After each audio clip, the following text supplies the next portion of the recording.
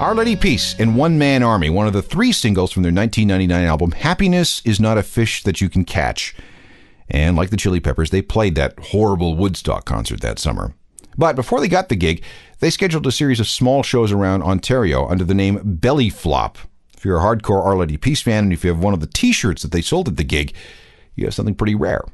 Oh, and remember the following year when OLP staged their own traveling festival? It was called Somersault, and they were joined by the Smashing Pumpkins and the Foo Fighters and a bunch of other bands. It was pretty cool. DJ culture was very hot in 1999.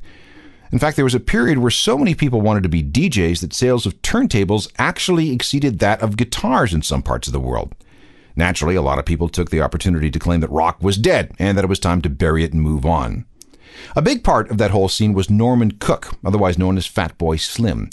He'd come to DJing after being the bass player in an alt-pop band called the House Martins. His first album under the name Fatboy Slim came in 1996 and was called Better Living Through Chemistry. But it was his second album that blew it up real big. It was called You've Come a Long Way, Baby. There were 4 huge hit singles, including one that surprised a lot of people with royalty checks. See, Norman has been very good about crediting the people and the works behind the samples he uses. This record generated money for Disney. The guitar sample from It's a Small World is in there. Whoever wrote the theme for the TV series Fat Albert and the Cosby Kids, that's in there someplace too. Engineers at JBL Laboratories, that's where the piano sample comes from. And an American woman named Camille Yarborough.